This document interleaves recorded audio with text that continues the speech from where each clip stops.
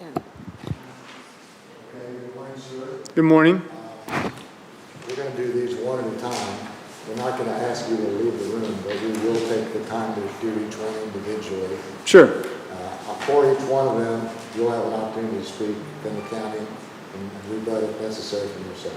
Sure. Thank you. Yeah. Okay, so good. Oh, these microphones aren't, there's kind of an echo in here, so if you could talk, yeah, perfect. Talk into it a little bit more. Thank you. Okay. Okay, well, this is the residential. On the residentials, I'll just say we don't have access to MLS, so our ability to find actual sales is hindered by that fact. So we relied on some for sales. And I was just looking through the county's documentation. For the sake of this, we're asking for a value of $1,055,000. And it's based off of, like I said, there's 3 for sales that we've included. They're close to the subject, similar in age, size for the most part. And the current county value of $1,130,800. I mean, I don't have a huge problem with it, but like I said, based off of what we have access to, we came up with the $1,055,000. And looking at the county's comps 1 and 2, I feel like those are really good comps in comparison to the subject property. Comp number 1 sold really close to the 1,125 for $973,000. It is older, but it's similar in class and size. That's really all that I have, but I just feel like comp number 1 on the counties is their best. Have any questions for him? You have a question for him? All right, we'll hear from the county, please. Sorry, thanks. Like I said, the subject property is a custom-built 1.5-story home. It was built originally in 2007. It was purchased and was sold for $630,000, or the permit was for $630,000 when it was built. It was a foreclosure in 2010. It sold for $667,250, and it hasn't sold or transferred since. So we did find 6 similar sales, and we think our value is fair at the $1,130 or $1,130,800, and our comps indicate that that's a fair value. Okay, any questions? Okay, give us a second.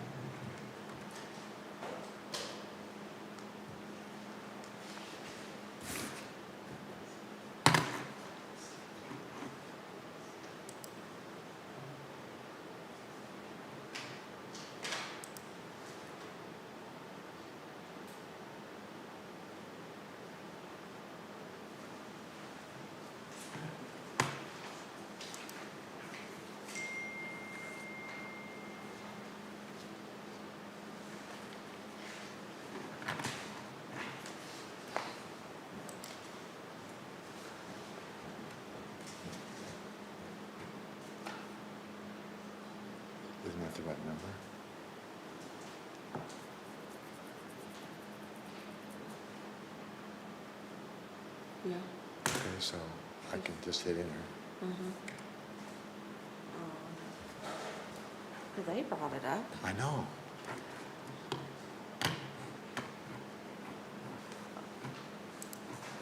172 11 00.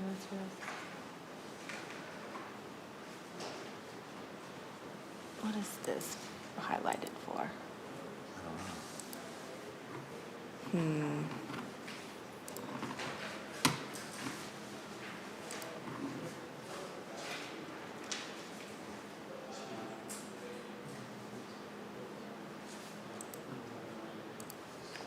I don't know why it's not coming up.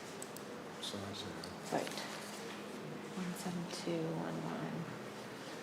I don't know. Let's try this number.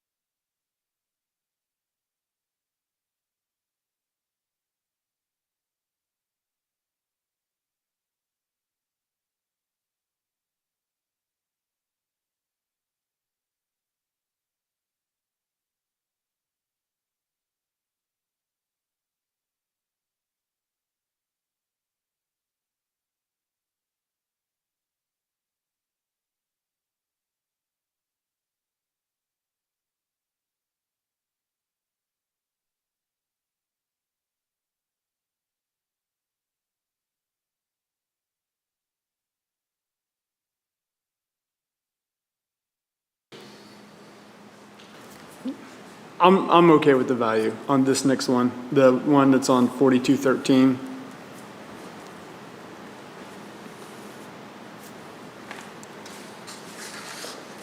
I mean, for the sake of being here and having the hearing, I was going to ask for a value of $1,500,000. There is a property that is for sale right down the street. It's pretty comparable in style and size, and it's on the market for 1.1 million.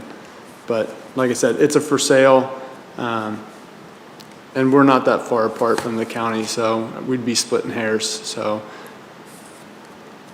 that's my 2 cents. All right, and the county's value is 1,683,700. Okay, Yeah. all right, thank you.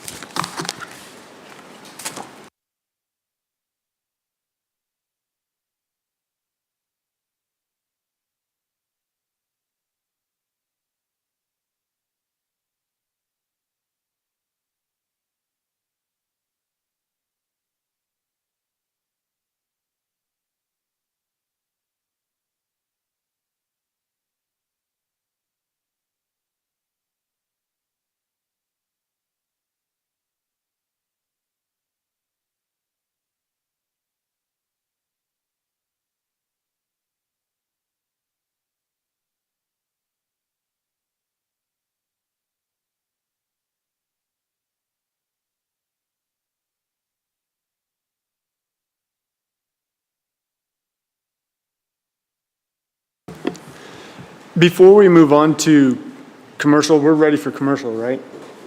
Is there any way, or would you guys be willing to just meet for like 5 minutes and do some house cleaning and maybe speed this process up a little bit? Absolutely. Okay, all right. Okay. All right. All right, thanks.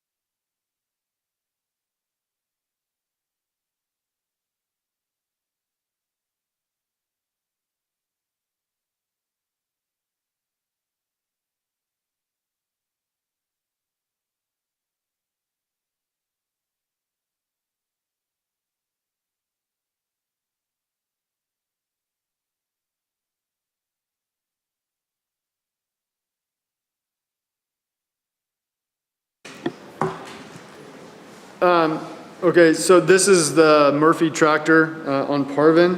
Um, Is the county offering this a different value? Okay. 6,085,000? What is it?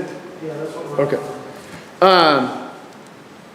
So this being owner occupied, there wasn't a lease or anything in place. We had put in some for lease properties and some sales properties. I was looking at the sales in our packet, they are all older, so I wasn't a big fan of those. But I guess at this hearing, I will just say that I will take this offer back to the taxpayer and see if they're acceptable, but I would imagine that they'll agree to that value, so. Are you talking about the county's value? Yeah, the county's offering. 6,960. Well, they're offering a value of 6,085,000. Is that what you guys are saying on the bottom page, the bottom of the page? Bottom of that page where it says. So- 6085. Okay. So I will submit that to the taxpayer and make my recommendations for him to accept it, but Okay. All right, thank you.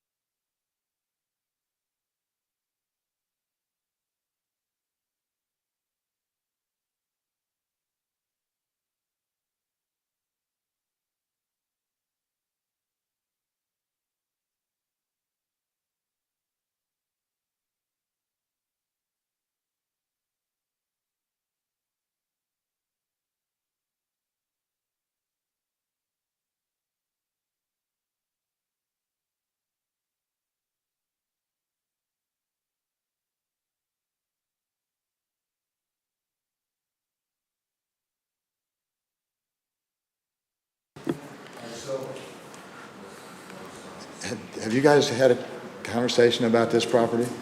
Yes. Yes, you have? Yes. No, you haven't. Well, no, not on the 2025, but we have discussed in general how we're going to approach the grocery stores. Okay, so Is you that know fair? how far apart you are. Okay. Okay, go. This is the Price Chopper in Kearney. Again, like I said, we've got several grocery stores under appeal today for 2025 that are pending the state tax commission for 23 and 24. So those are open cases. I've submitted the appraisal that was done on behalf of the taxpayer for 2023 in our packet. And, but like I said, it's typically the case where the board is not going to overrule or get out in front of the state. So I would anticipate a no change at this level and wait to see what happens at the state. That's our position. Okay, any reason to, you have no problem with that, do you? I mean, you guys are $4 million apart. Right, I mean, this Okay. is currently open. I mean, if your stance is you're gonna no change it, that's fine. We would recommend that. All right.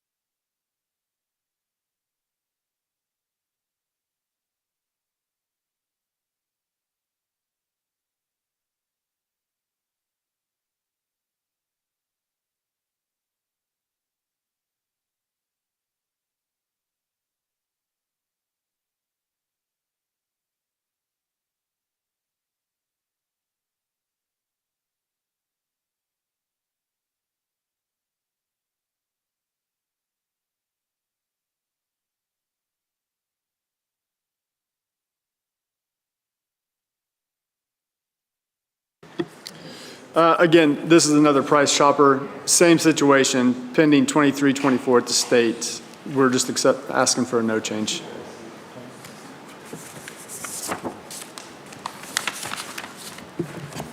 Do you guys hear what he said?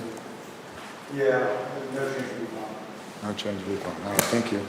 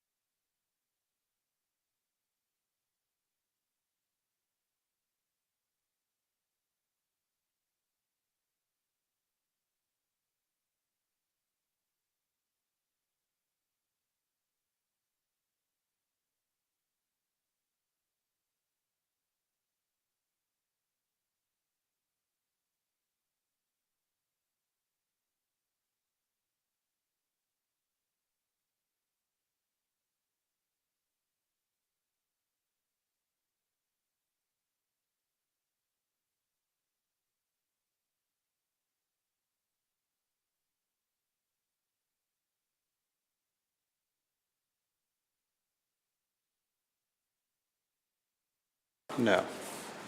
24? No, it's been withdrawn because there's a sale on it. I'm assuming it's for higher than what the county has it on for, so. We've requested that information and haven't gotten it, so. A sale that took place in 2023? That, I show that, but I don't show what it sold for. Not on this anyway.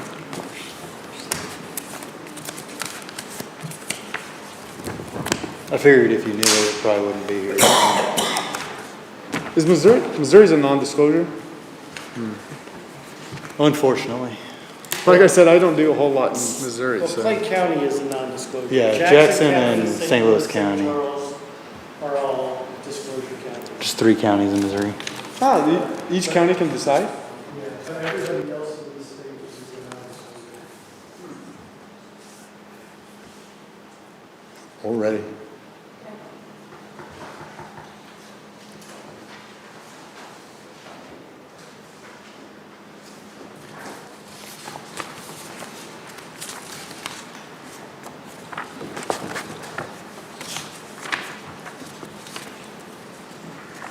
Is this for this property that we're talking, or the next one?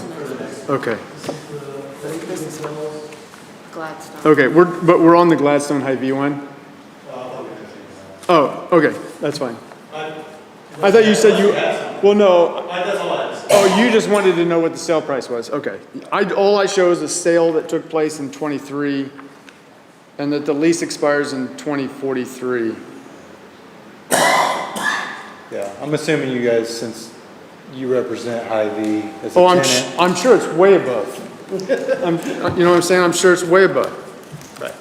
So, I'm sorry that I don't know exactly what you guys are, No change on this We're one. gonna take a no change on the Hy-Vee. and that's the Agree Central? Yes, sir. Yes? Yes.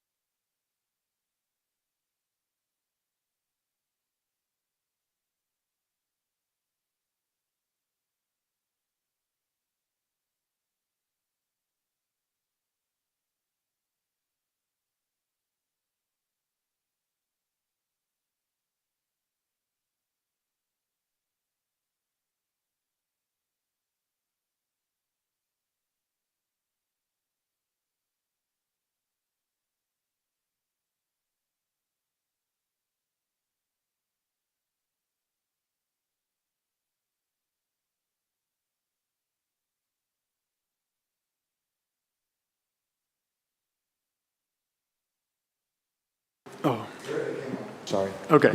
The Holiday Inn on 4101 North Quarrenton Avenue. It looks like we've supplied the income and expense data for, well, 23, 24, and then 2022 as well.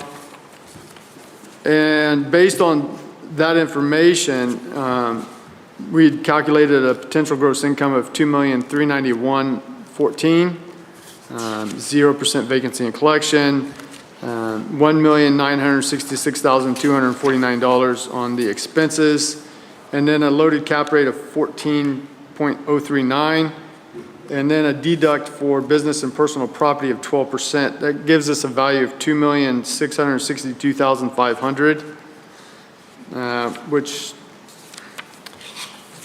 this property was appealed in '23, was reduced to 5,565,300. But for, like I said, based on the actual I&E data for 22 through 24, these are the numbers that we ran for tax year 2025.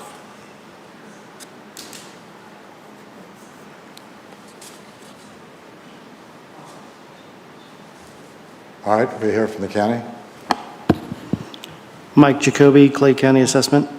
This is Holiday Inn down by Worlds of Fun. Has 126 rooms. We're currently sitting at 47,303 a room. The county has this valued as a Class B investment. This has an appraisal done August of 2023 in the amount of $14.3 million, and we're only on for $5.9 million. The cap rate that was done at the appraisal was 10.21, so his 14 point whatever was pretty high also. We haven't seen any of this. They didn't give us a star report, nothing, until just now. So a lot of that doesn't matter because there is an appraisal for 14.3 million, and I would ask to see the appraisal before you lowered it any. Let it go to the state and we'll ask for the appraisal at the state, because this is one that should be raised. If we're at 5.9 million and they're at 14.3 million appraisal, I mean, we missed somewhere on this one. Maybe we should have valued this at a Class A, but yeah, we're pretty low on this according to an appraisal. So if you look through all the information, the TREP report, this is in the TREP report, and it tells you that there is an appraisal out there.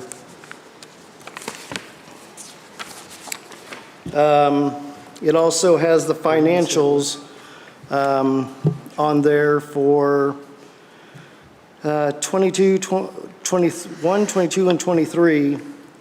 That says most recent appraisal, 8/1/23, in the amount of 14.3 million. Loan to value 66.4, implied cap rate 10.21 on the NOI. Implied cap rate on the NCF is 9.37. So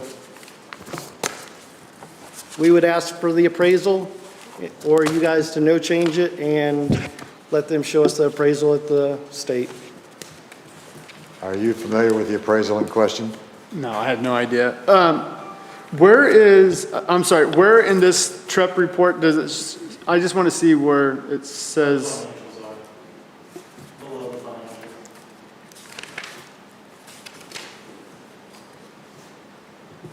Oh, I see. Gives all the information. Okay.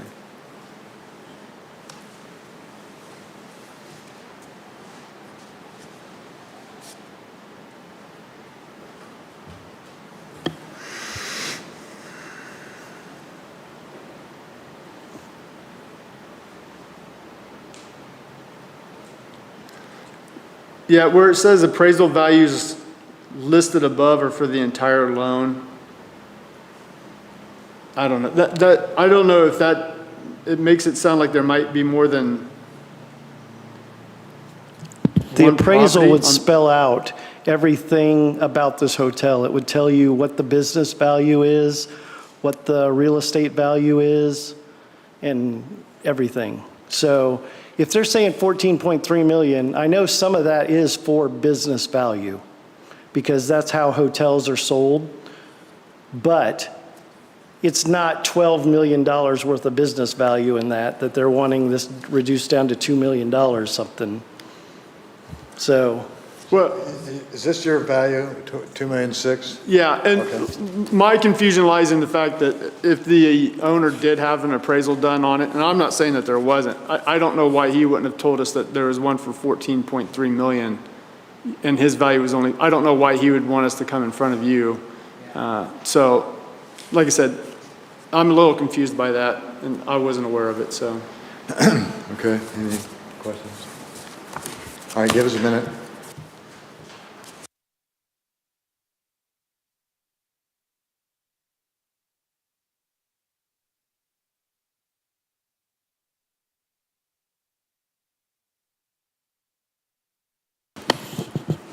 Also, the original loan balance was 9.5 million in that. 9.5. Yeah. Originally.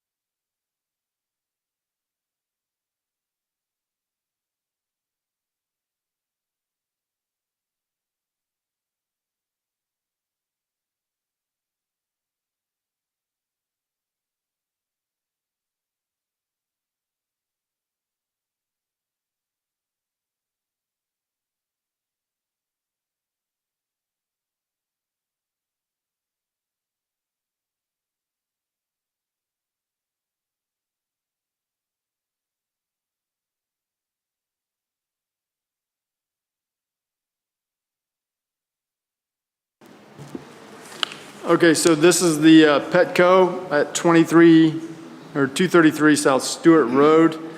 It looks like we've provided the income and expense data for 22, 23, and 24.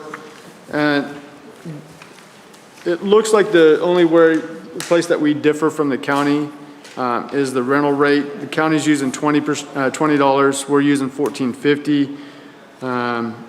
We're asking for a value of $2,110,700 based off the income and expense data for the subject property. And like I said, we're similar in the vacancy and collection, the expenses, and we're actually 3/4 of a point below the county on our cap rate. So What rental rate did you say you used? we used $14.50. 14.50 and they were at 20? The county's at 20, yes. And 7 3/4 is your cap? Yes. Okay, let's hear from the county.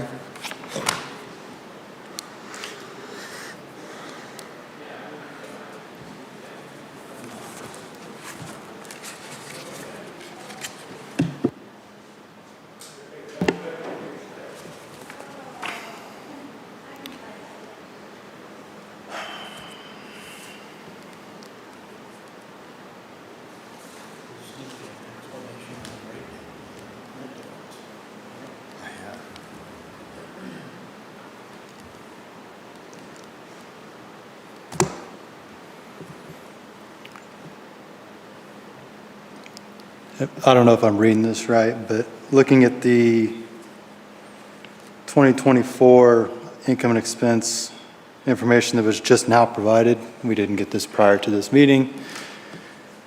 There's $297,572 of potential gross income on this property.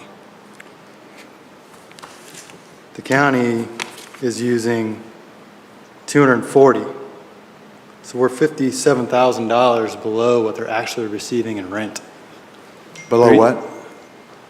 We're $57,000 below on our PGIs compared to what they're actually getting, including their CAM reimbursements. So if you gave them all their expenses, which you would by including it in, their potential gross income, that's almost $25 a square foot total. And these are absolute net leases. The tenant's responsible for the expenses. The owner is not. This is a single tenant building, 12,010 square foot, built in 2016. Everybody knows where it is. It's Liberty Commons, fully redeveloped area. Zero vacancy. So we do rely on the income approach because these are typically leased. This property sold in May of 18 for $2,314,000. Same tenants in place as was there when the property was constructed. And then if you look, it's a listing, but the Off-Broadway Shoes, which is in line tenant with this property, is currently for sale for $259 a square foot, or $4.4 million. Provided sales comps. The first sales comp is a building directly adjacent to this property within the same shopping center, sold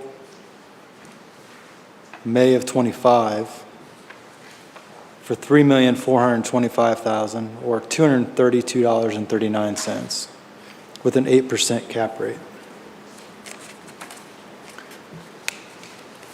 The sale on that same property in 2019 was $3,350,000 or $227.30 at an 8% cap rate. So cap rates haven't changed much from 2019 to 2025 according to this sale here. Another sale is an older property sold in February 23 for $3.4 million or $200 a square foot, 6.5% cap rate. You can go through all these sales. I don't think the county's out of line with our valuation on this. I don't know where $14 rent came from.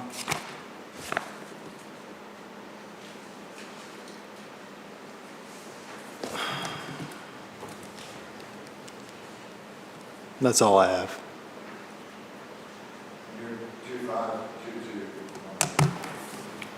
Yes, sir. Any other comments, sir? Yeah. I see the total income of 297. It has, and maybe the county can explain it to me. I showed that Eric has in parentheses the 182,737. I don't know if he talked to the owner and was explained to what the triple net income for 4010 was. I'm not sure what that is. But the 1450, I would have to guess, would come from the fact that the income was 182,000 and 1450 gives you 181,000. So that's where the 1450 came from. Okay. So, yeah, like I What said, square footage are you using? Because the square footage we have, it would be a 1563. we're using 12,500. It's 12,010. So that's 500 square foot more than what we have, the actual property at. The square footage we have that we have had for this whole time since it's been built is 12,010 square feet. Does the lease?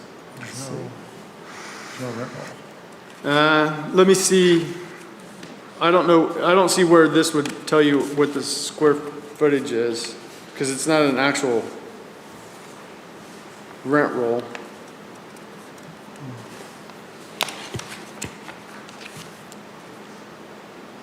So yes, it appears that we're slightly higher on the square footage, but I'm not sure where the 12,500 came from. You're only 490 square feet apart, is that what you're saying? Yes, sir. Any questions? No. Comments? Questions or comments? All right, give us a minute.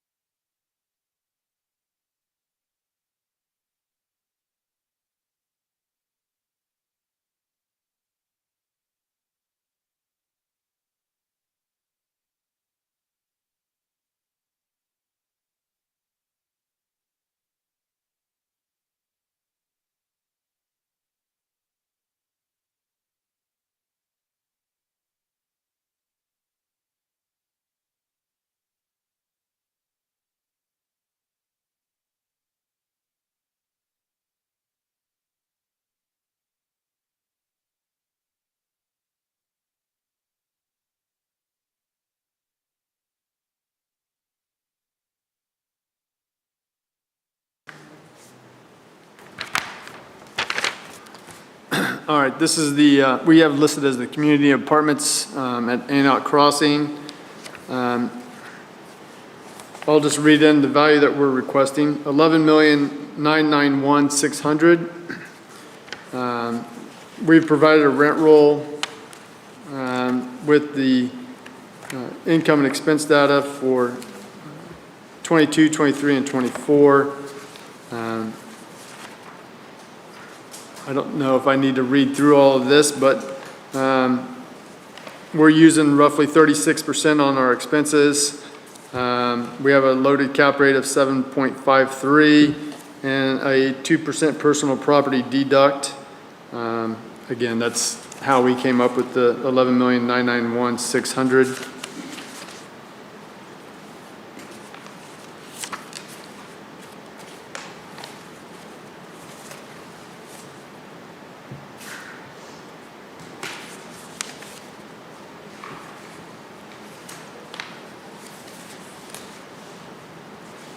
So again, really the only place that we differ is on the potential gross income. So your analysis is potential gross income and zero vacancy. Yeah, I would have added vacancy and collection, but on this, they did not. So I would have at least put 4 or 5% vacancy on it myself, but we did not. But it's not a real rent roll, it's a potential rent roll. It's the gross. Well, it's based off of the actual rent roll. Yeah, but it's not the actual vacancy. No, the actual vacancy I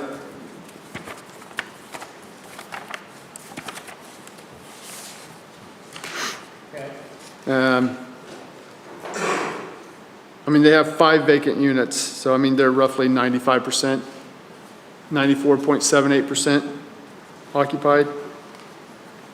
But whoever did your analysis didn't factor in any vacancies, is that right? They did not, no. Okay. Okay, can we hear from County? Mike Jacoby, Clay County Assessment. This is Antioch Community Apartments. It's senior living apartments, 96 units. They're currently on for $145,969 a unit. This had an appraisal done in 10/19 for refinancing purposes, and the appraisal came in at $13.5 million, or $140,625 a unit. In 2015, it originally sold for $11,125,000, or $115,885 a unit. We have this at a Class A- investment grade. The average sales comps show 210,673 a unit. Median sales comps from the comps we pulled showed 219,097 a unit. That's taken from 12 Class A and B sales in the metro area. The average cap rate was 4.8. The median was 4.9, taken from 6 cap rates of the 12 sales comps that we gave you. When you look at the TREP data, there are 6 Class A- and B+ apartments that have an appraisal. Those 6 appraisals averaged $152,900 a unit with an average cap rate of 6. Once again, we have this at $145,969 a unit, and those appraisals average $152,900. If you go to the second page, it shows in Or the county's appraisals? Those- Not appraisers. those Appraisals? appraisals are on that sheet that I just gave you from TREP. They're fee simple appraisals done for those properties. They're not for this property, they're the TREP appraisals that you've been seeing, the list that I've showed you the last couple of days. Yeah. It's those appraisals. Yeah, but I went and looked at Class A- to B+ apartments to pull just those type of apartments to go with these. Gotcha.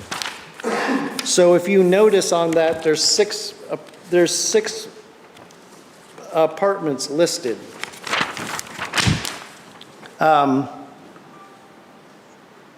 Those are all in the Kansas City metro area. The appraisals were done different years, 23, 18, 16, 19, 17, 19, but it shows that the average is 152.9. I can, if you do you still have the paper I gave you yesterday? What was it? Hold on, I'll give it to you again.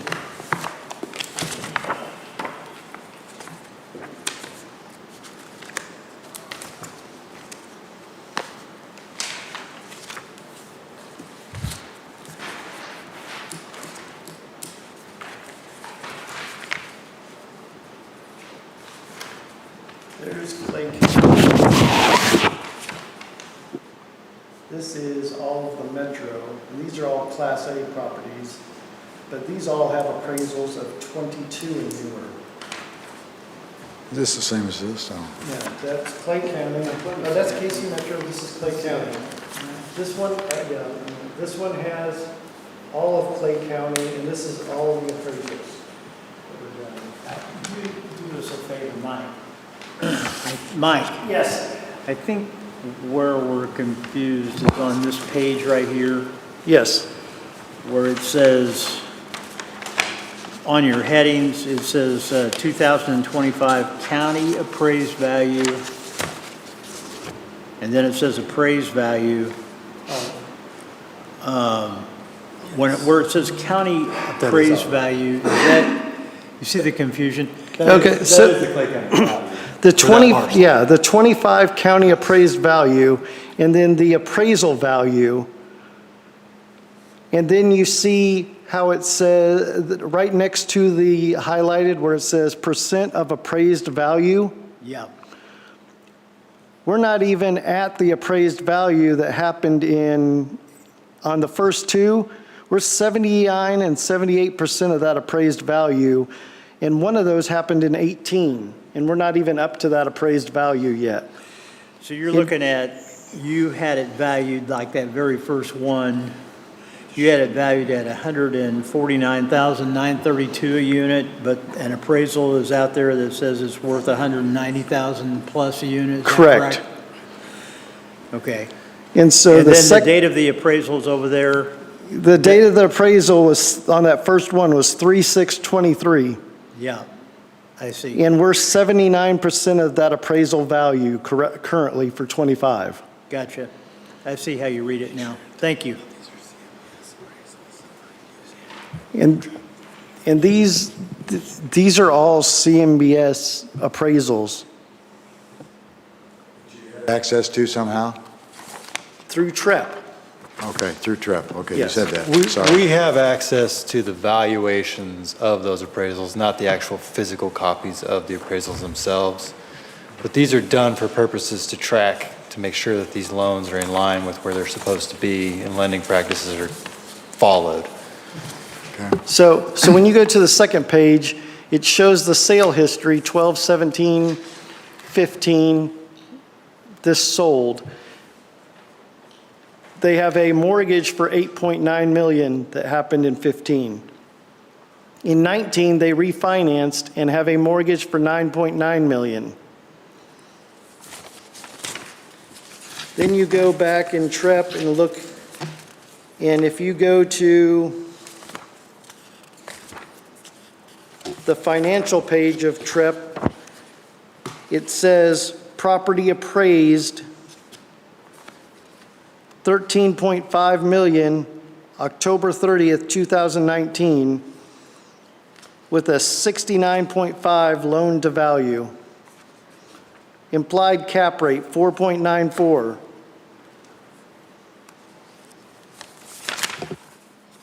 Then if you go farther back in the thing, I've got the sales comps in here. And I didn't just put 2 or 3 sales comps, there's 12 sales comps that average 210,673. And these are all 3 and 4 star apartments, so A and B apartments, where we valued this one.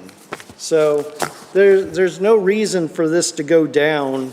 If anything, we're probably still a little low, as our data shows from TREP, that I mean, there's a few of those that we're not even up to the or to the appraisal value that has happened 4 and 5, 6 years ago.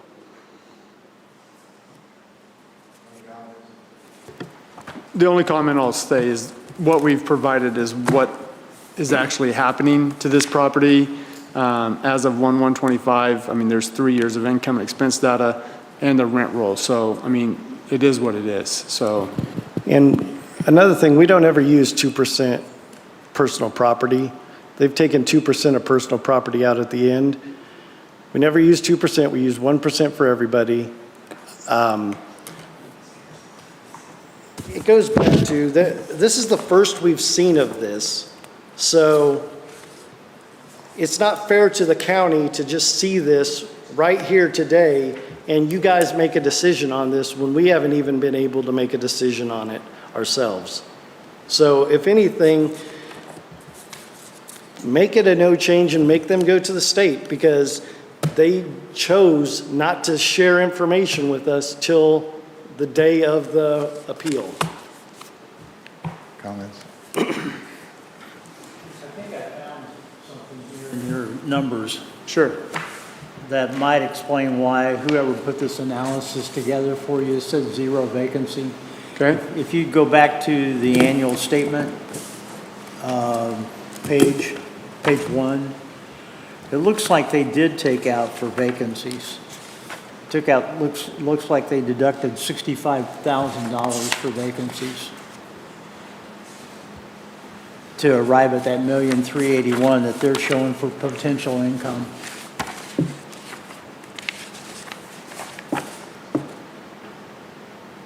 See what I'm talking about? Yes, less vacancies. Yeah, Yeah, but typically when we're deriving the potential gross income, we're doing it off of the rent roll. Yeah. And so, but I see what you're saying. I don't know what less loss to lease means, but that's another 55,000. So I s- yeah, to I see. combine, that's about $120,000 worth of deductions there, which I would think would more than cover the vacancy, or whoever did this for you Yeah. put 0 in up there. Because they just made an adjustment to their potential. I see that, yes. Yeah.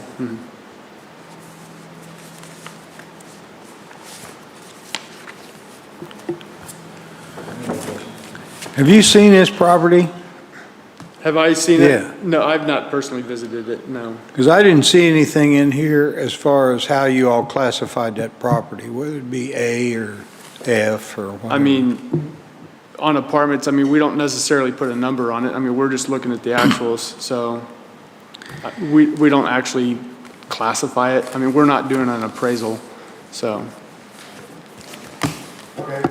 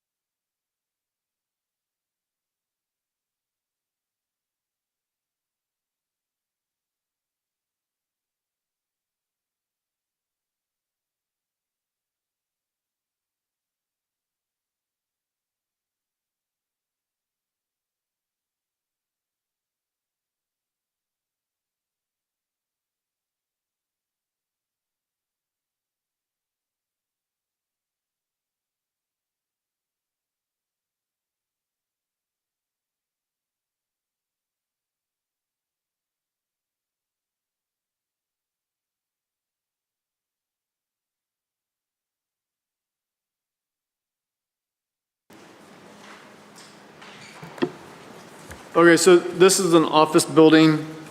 Current value is $2,955,900. We're at $2,669,100. We've supplied the rent roll and the income and expense data for 23 and 24 and 22 as well.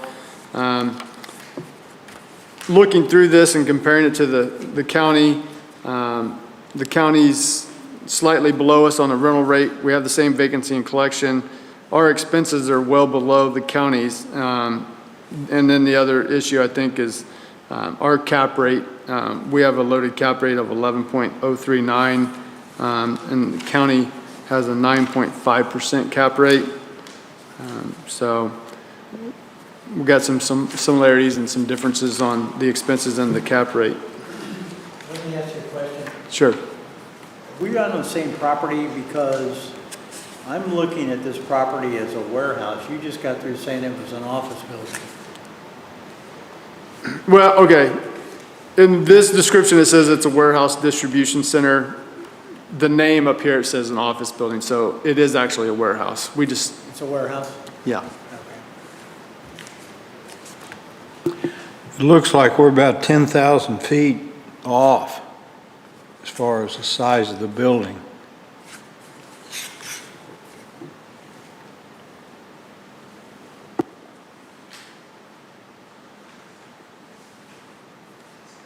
The county's the county's showing 70,000 net. Well, should that be switched around? It's got a mezzanine inside. It's got a 10,000 square foot mezzanine almost. Well, I'm just saying, should maybe it's not a big deal. So the gross building area is 64,404. Okay. But then inside, because we go off of the outside of the building. I see what you're. Inside, it's got another 9,000 square foot, 8,000 square foot, something of mezzanine space. I see what we're saying. Well, we have another difference there, so.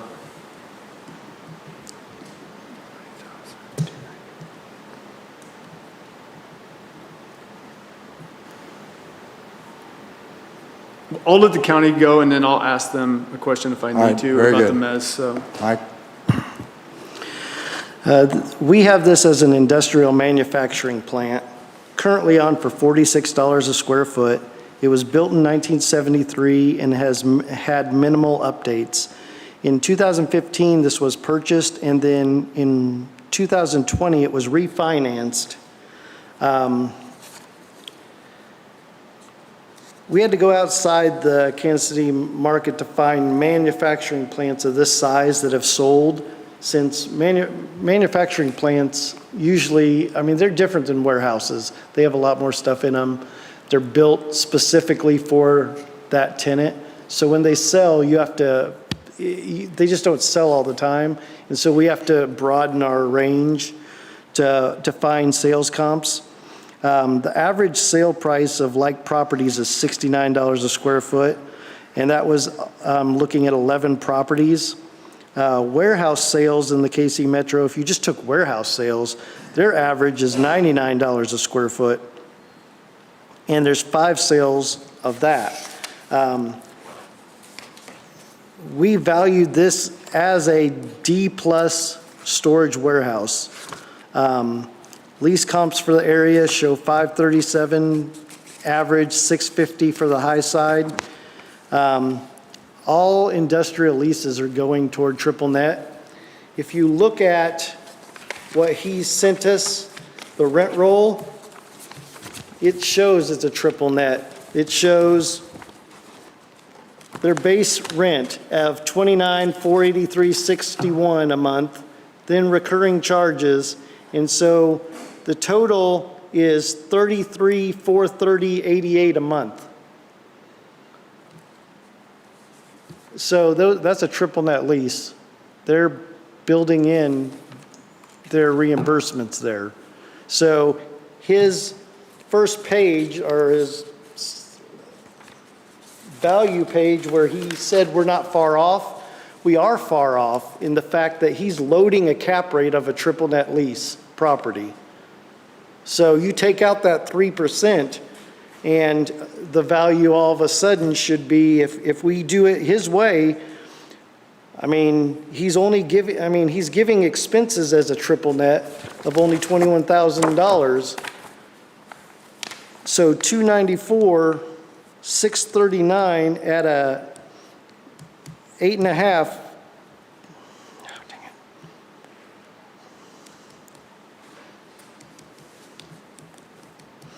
Would be a $3.4 million building.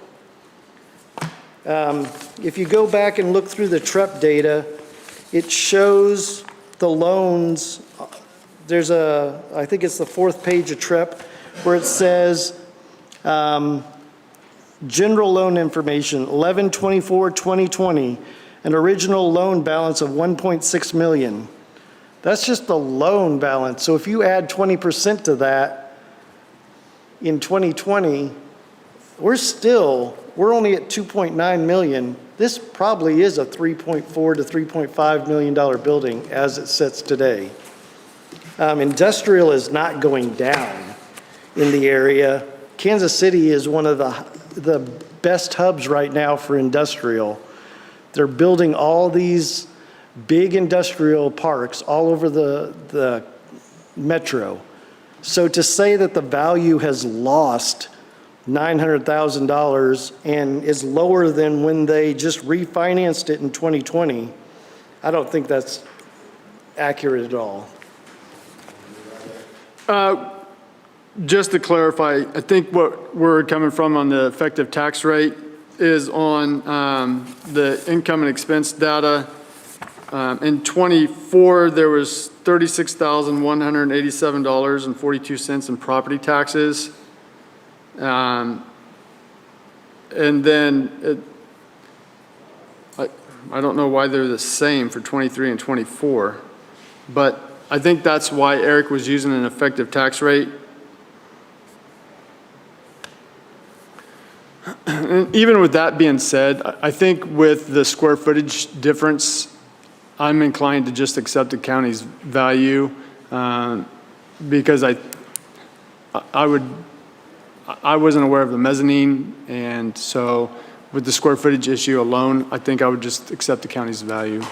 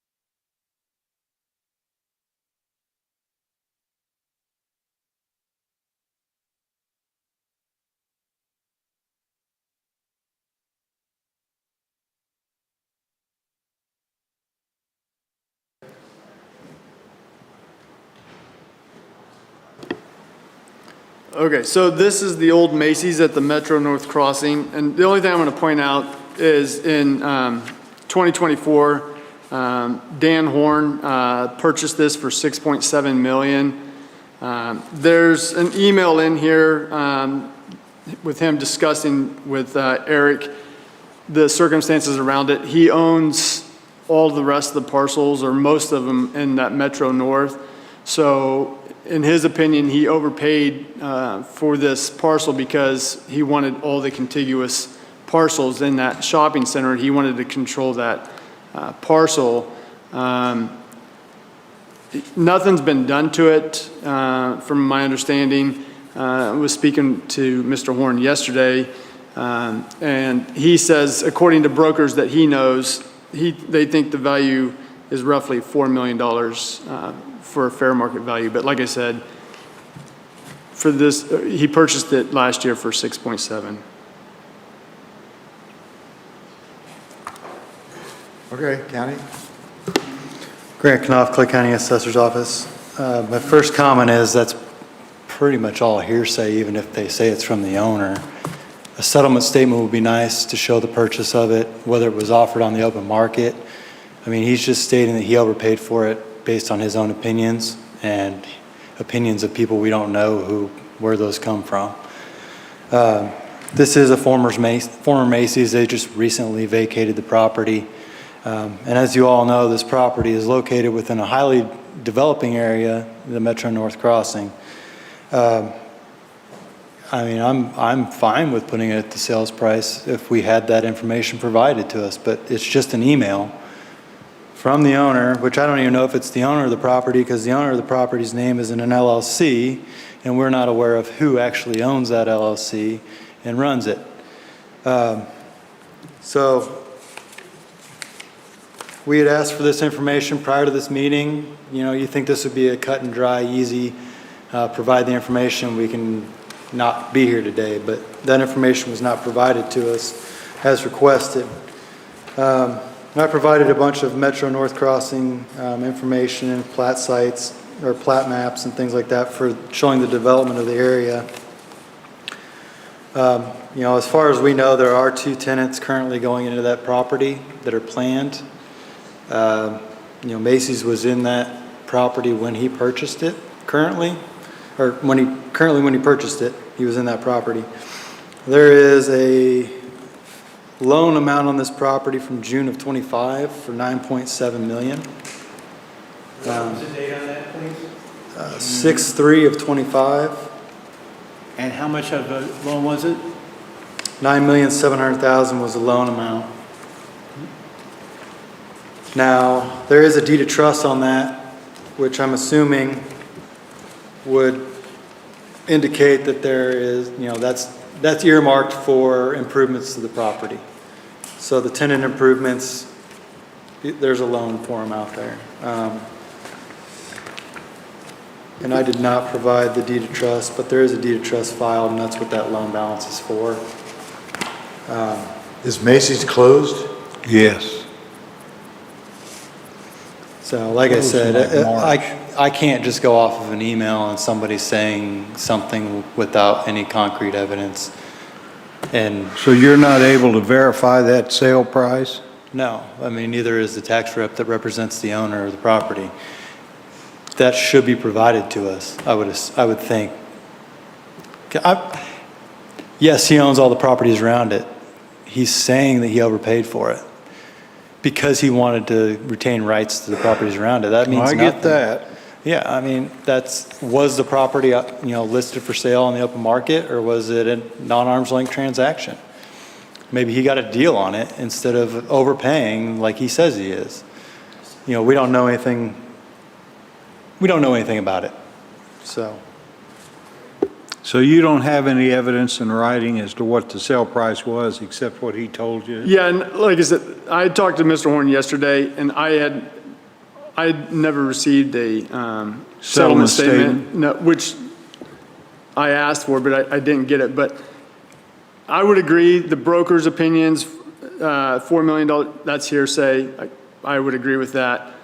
I don't think the gentleman is lying that he purchased it for $6.7 million. He is a sophisticated buyer. He owns the entire Metro North. He owns all of Antioch Crossing. David Horn was Dan Horn's father, who was the original owner of this company that owns both of these shopping centers. So they're intelligent buyers of these types of properties. So did he overpay for it? Typically in those situations, you're going to pay more for it because you own all the rest of them. I get it. But yeah, this is the information I have at this time. The 6.7 that they wrote in a email that he purchased it for still goes back to, why didn't he send the sales closing statement?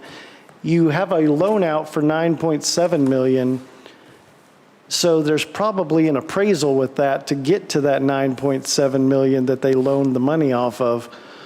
And that appraisal probably says, if you do this and this in the property, it's worth this much. So, I mean, yes, it could be solved pretty easily if they would have sent in the sales closing statement.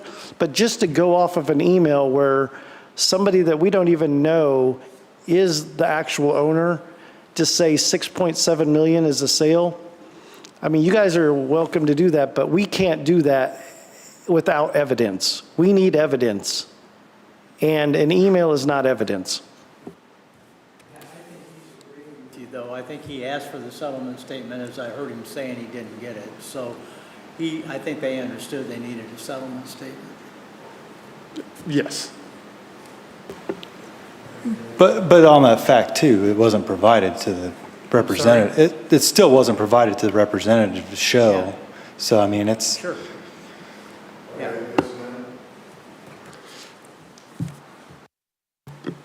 Could we this for a bathroom break?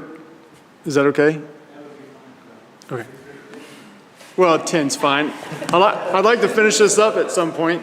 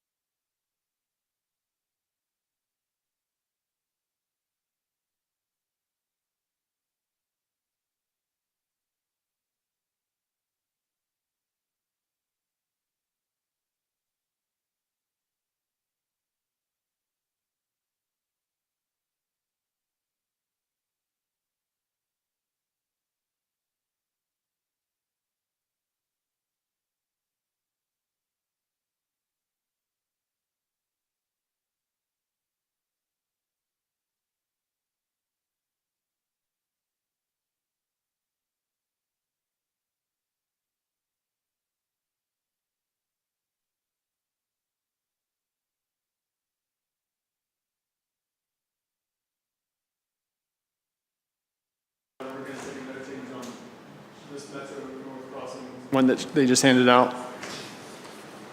Taking no change? Yes.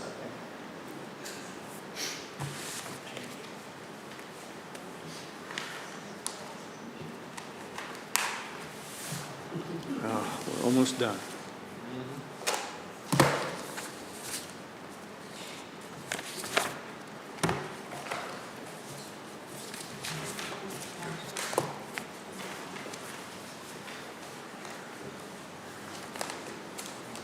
Cut down a lot of trees. Bunch of no trees. I was just thinking about how much paper we threw away in 3 weeks. That long is this one for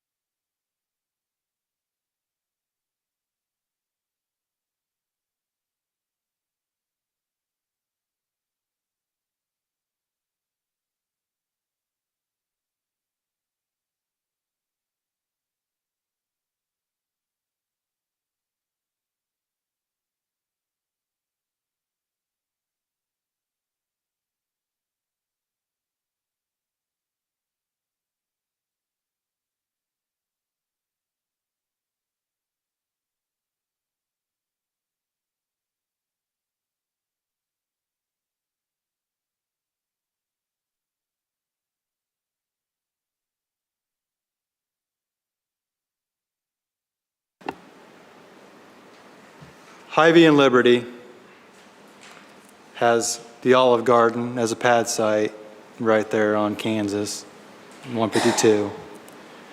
There is a support parcel, which is a parking lot only, parceled out that is used by Olive Garden.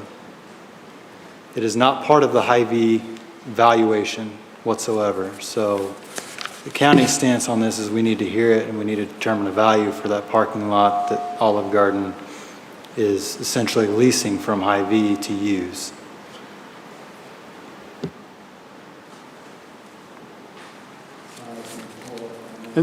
We're talking about the Hy-Vee right now, correct? This one here is just the grocery store, is that what you're saying? Going by this list, 14315, 201, 800. This is the parking lot. Yeah. Not the, this is the parking lot. Yes. It's the next on the list. If you want to talk about the grocery store first, we can do that. I just want to make it clear that these are two different things. Well, this must be the grocery store. It says single tenant retail facility. No,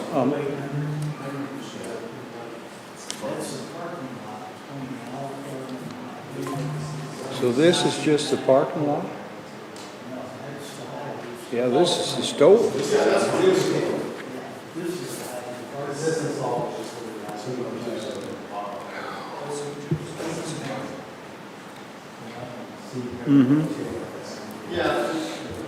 Okay. So this is parking.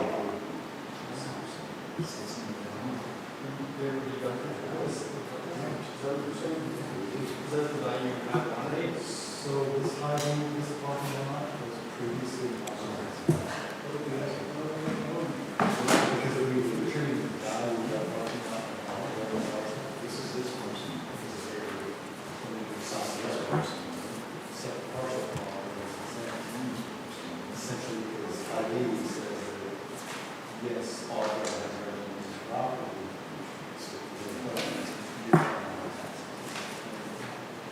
So instead of, we can't misclassify as exempt, it's not actually exempt. So we can't do hybrids within the board and say tax purposes or exemption. So we in turn took the value off the all of our. That's not. So it's taxes. So all I need to do is send them the tax. That's correct. I'm sure there's. Oh, they didn't have to tell because we had it. It's confusing, it doesn't make a ton of sense. That's why. Okay. I'm not going to explain that. That's fine. I'll just let you talk and then.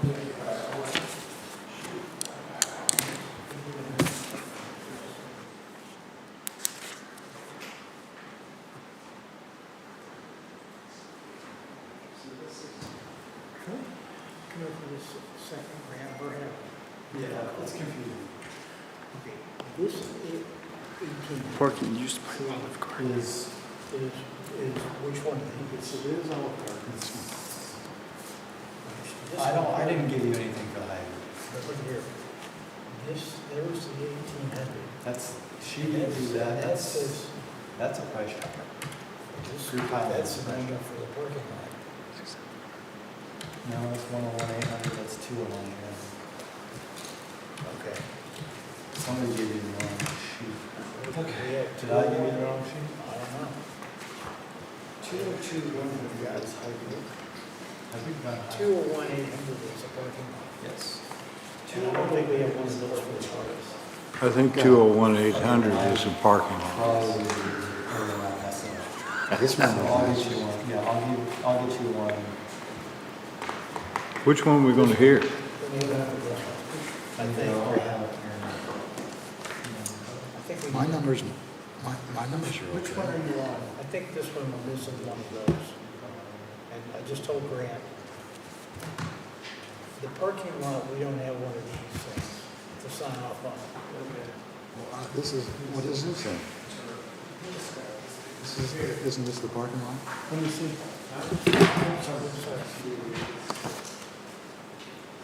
No. Well, this is what matches up with it. This is the parking lot. That's fine. That one is, And then, this is the number we need for the parking lot. I don't know. And I was just saying that. That's the parking lot. That goes Price to the chopper. price chopper. So you do need that for the other one. That goes to the price chopper that's up north on 291. 290. Well, okay, so how'd I get it? Oh, here it is.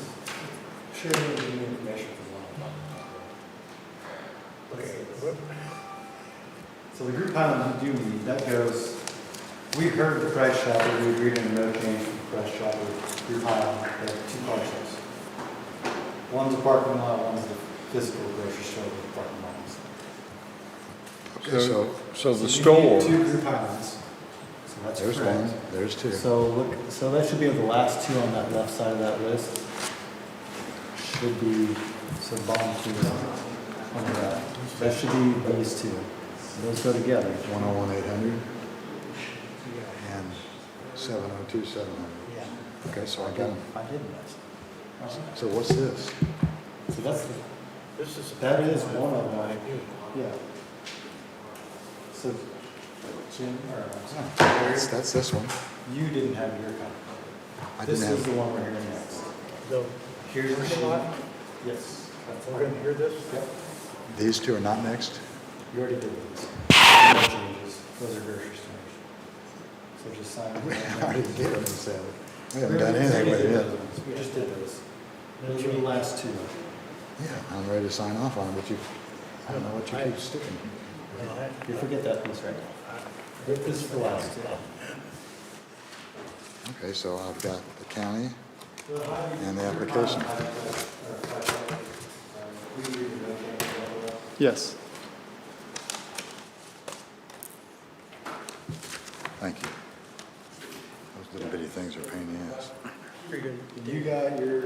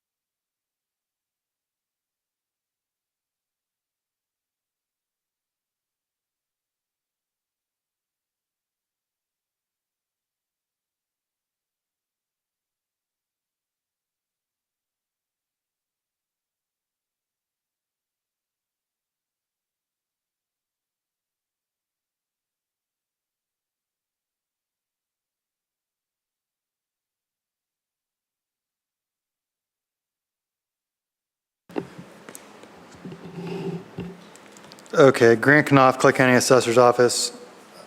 This one is, a little bit confusing, so I'm going to try to explain it the best I can.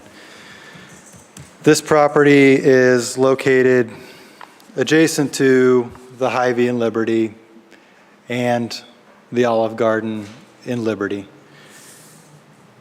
This property is not associated and used by, well, maybe used a little bit by Hy-Vee, but Olive Garden has the rights to use this property for their business. Olive Garden is just a pad site. It doesn't have any parking lot associated. With this parcel,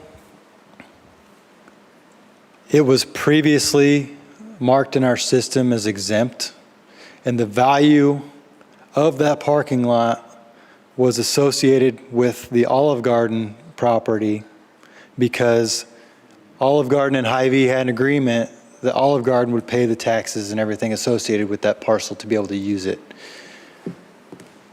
We can't mark it as exempt. It's been that way for years. We corrected it. So now we had to place a value on that parcel. Hy-Vee owns it. If they have an agreement between Hy-Vee and Olive Garden, that's between them. The tax bill is going to be sent to Hy-Vee, and then they can just pass that on to Olive Garden if that's their agreement. But we have to have a value on it. It's not exempt.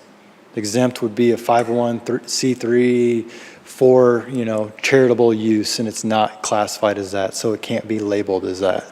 We corrected that for this year. So the county, what we did is we, pulled land comps and associated a value to this property. It's currently, in 24, looks like we had a value of $690,900. It was exempt in 24. So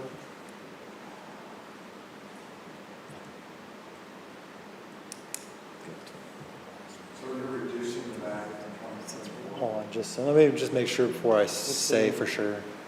28878.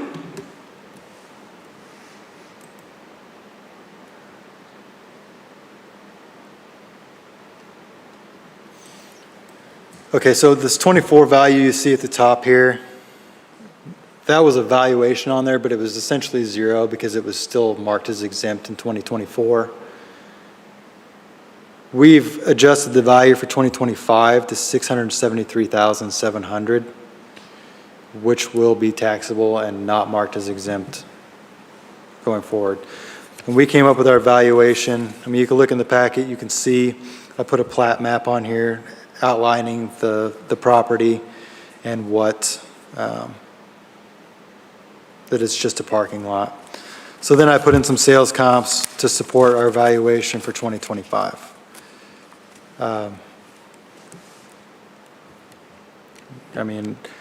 It sounds like, there was some misunderstanding with the tax rep and the situation with this, so I would request a no change. Obviously, they don't have anything to support a valuation for this parcel itself today, so if they wanted to do that, that at least leaves their rights open to rebuke that. Essentially, yes, but the valuation for 2024 was not a real value. It was zeroed out because it was exempt. Okay. So essentially what we're saying is that this property, it's 2.2 acres and we have it valued at $6.45 a square foot. I personally wouldn't classify this as a pad site because it is a support parcel for an existing pad site building. It's not like it can be developed. So I'm not going to put a pad site valuation per square foot value on it. That's why we use $6.45. We thought that was fair and reasonable. A pad site's going to be 20 plus square foot for Olive Garden, things like that. We realize it's not that. And so that valuation, and also, and to go a little further and to bring Hy-Vee into this too, typically if you're looking at a property that's got an income approach, you would subtract that land value off as it's, that value is attributed through the income. The county doesn't see Hy-Vee as an income property because we typically don't have leases for it. We hadn't established it, so we put it on the cost approach. The cost approach is the valuation just for that property and its improvements.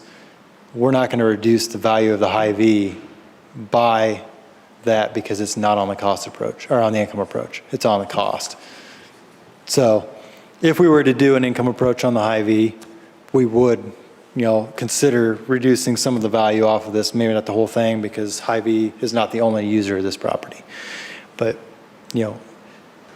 it's on the cost currently and that's the way we value it, so we're not going to reduce the land value.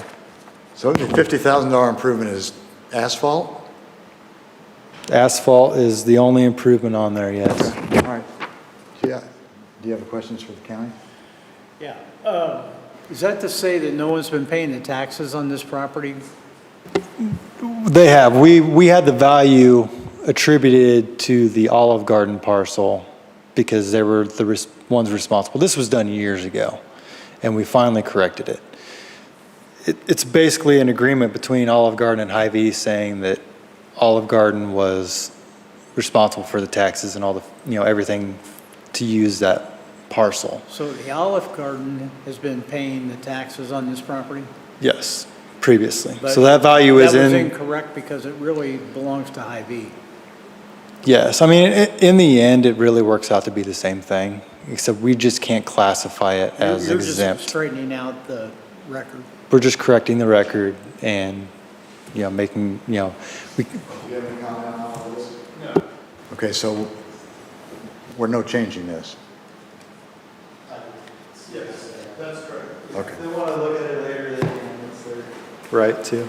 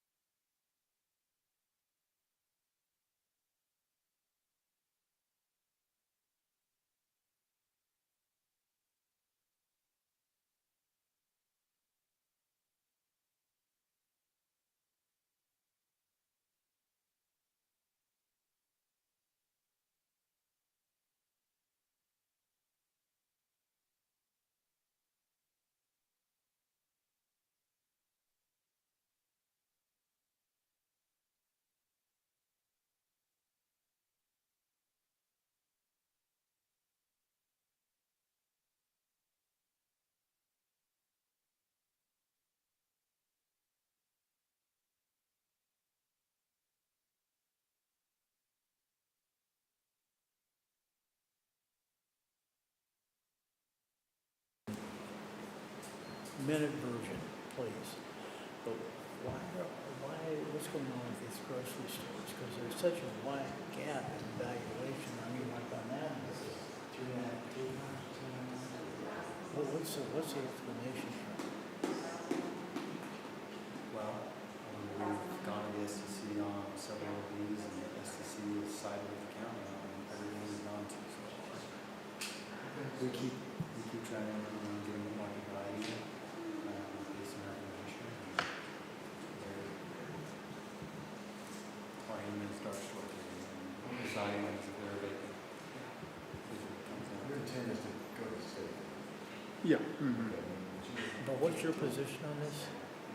Well, like I said, the county said that they had this on cost, and that, I think back in, maybe even back in '22, I mean, it was like maybe, just one that comes to my mind, it was like roughly 7 million, and then I think it went up to like 12 million. So I mean, there was quite a jump in value from, I think, 21, 22 to 23, 24. And the county has it on cost, we're doing income, yes. That's an appraisal. Well, that's an appraisal, that's an appraisal. It's the same thing with all of them. They've hired an MI, they've hired these guys to go to state, and we propose them to state at these levels. And so far, we decided to county on it. So they're already in this meeting dark store. We were just curious, I mean, because it's such a wide disparity between value. Look at it, I mean, my packets, there's actual sales and appraisals in there, Yeah. property types. It's going to track. So that's why we propose them at the state. Understood. So you're just basically going to take all of these to the state and let the state? Yeah, and you know, there was something I just learned yesterday, and I'll fill you in, but at one point, the sales leasebacks were basically a financing tool, they still are, based off the cost of the construction of it, right? And then somebody would come in, Hy-Vee would set the rent parameters, and then it was basically a bidding on whoever brought in the lowest cap rate, right? Now, what they do is they'll take the grocery store sales. They have Marcus and Mill Shop do valuations for them, and they'll take the grocery store sales, like the sales of the food, like inside the store, and then they will take 90% of that, and then times it by a factor, sometime between 2 and 4%, and then that will give them a income, and then that gives them a rent rate. So they kind of back into a rental rate. It's the craziest thing. So like, yeah, I mean, it's over like a 20-year lease term. It's wild. So, I mean, we argue that those sale leasebacks aren't market because Hy-Vee is setting, it's really based off of grocery store sales. My argument to that is it's not just IOUs that are selling or doing this. These are every different grocery store. Oh, no, it's a new phenomenon. It's It's a phenomenon. all of them, and then we hire this appraiser, he doesn't mention any of that for the adjustments. For Well, the that's sale a- leaseback or anything like that. That's the problem, is they're going out dark store theory and saying, we need to value the property as vacant. But it would remain on the market Well, vacant. I mean, we're trying to get away from that, like, because there is validity, some validity to it, but you have to be able to make, anyway, this is, it's the difference. It's interesting. We're baffled by the difference. We just- Well, this Hy-Vee Liberty went from like 9 million, because that was the value before our legal support decision. So we put it back up to cost, is what we think it would be without a decision. Yeah. I'm trying to get it up where we can work it out. Yeah. Yeah, and so this is some change. Yeah. And there's some decisions in some of the packets that are, if you want to work out. from No, this. I just wanted a 30-second. Yeah, sorry, I forgot. Yeah, we saved you a bunch of time today. And then on this last one, I'm just gonna take a no change because I don't have a rent roll or an IME.